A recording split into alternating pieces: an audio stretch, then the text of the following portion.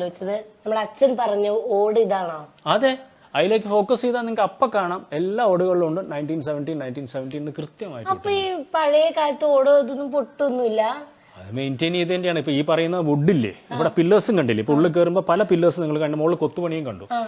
അതൊരിക്കലും 80 വർഷം മാത്രമല്ല. എൻ്റെ മുത്തശ്ശൻ പാലക്കാട് വന്നപ്പോൾ ഈ 4 കെട്ട് സ്റ്റൈൽ കൺസ്ട്രക്ഷൻ കണ്ട് ഇഷ്ടപ്പെട്ടിട്ട് പല ഈ പഴയ തറവാടുകളൊക്കെ അന്നേ ഉടച്ചിട്ടൊക്കെ അവർ വേറെ പുതിയ വീടുകൾ, നോർമൽ വീടുകൾ കേട്ടു. അപ്പോൾ മുത്തശ്ശൻ അതൊക്കെ വാങ്ങിച്ച് ആ പില്ലേഴ്സാണ് ഇതിന് ചുറ്റുമുള്ളത്. അപ്പൊ അങ്ങനെ നോക്കാൻ പോയാൽ ഈ പില്ലേഴ്സിനുണ്ട് 100 കൊല്ലത്തിൽ മേലെയുള്ള പഴക്കം. 100 125 150 മിനിമം വരണം. ബിക്കോസ് അന്ന് എത്രയോ പഴക്കമുള്ള ഇല്ലങ്ങളിൽ നിന്നാണല്ലോ ഇത് പൊട്ടിച്ചെടുത്ത് കൊണ്ടുവന്നത്. ഇത് കൺസ്ട്രക്ട് ചെയ്തത് 1942 കംപ്ലീറ്റ് ചെയ്തത്. ചെറിയച്ഛൻ കരുണാനിധി സ്റ്റൈലില് നല്ല വെയിലായതുകൊണ്ട് കൂളിംഗ് ഗ്ലാസ് ഒക്കെ ഇട്ടിട്ട് എത്തിയിരിക്കുകയാണ്. ഇപ്പോഴും ചുള്ളനായിട്ടാണല്ലോ നടക്കുന്നത്. അതാണ് എനർജിക്ക് ഒരു കുഴവില്ല ചെറിയച്ഛന്. ഞാൻ ആലോചിക്കാറുണ്ട് രാജേഷേട്ടൻ എങ്ങനെയാണ്, എവിടെ നിന്നാണ് ഇത്ര എനർജി?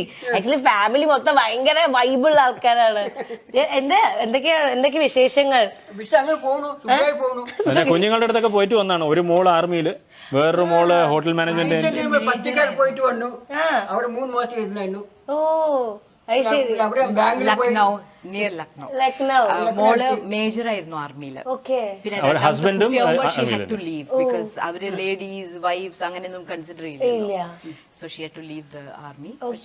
മകന്റെ ഹസ്ബൻഡ് കേണലാണ്. അത് ശരി, വലിയ വലിയ സംഭവങ്ങളാണ്. അപ്പം എന്താണ് ഈ വീടിനെ പറ്റിയിട്ട് ചെറിയൊരു ഓർമ്മ പറയാൻ പറഞ്ഞ ഒരു ഫേവറേറ്റ് ഓർമ്മ? ഓടി കളിച്ചതായിരിക്കും അല്ലേ? അല്ല, അതിന്റെ എന്തുകൊണ്ട് ഞാൻ പറഞ്ഞു, ഞാൻ ഇടയിൽ കയറി പറഞ്ഞതെന്ന് ആരും വിചാരിക്കരുത്. ബിക്കോസ് ചെറിയച്ഛന് മലയാളത്തിൽ എക്സ്പ്രസ് ചെയ്യാൻ കുറച്ച് ബുദ്ധിമുട്ടുണ്ട്. സംസാരിക്കും, പക്ഷെ എക്സ്പ്ലെയിൻ ചെയ്യാൻ വാക്കുകൾക്ക് എന്താ പറയാ മലയാളത്തിലാവുമ്പോ. അപ്പൊ തുളുവാണെങ്കിൽ ചറപറന്ന് പറഞ്ഞു തന്നെ. അപ്പൊ വേറെ ഭാഷ അറിയോ? കന്നഡ എനിക്കറിയില്ല. അതല്ല, ചെറിയച്ഛനെ പറ്റിയിട്ട് അച്ഛൻ പറഞ്ഞ കാര്യമാണ് ഞാൻ പറയാം.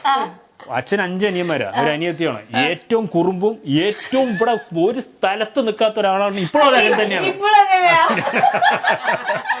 അതാണ് എനർജി.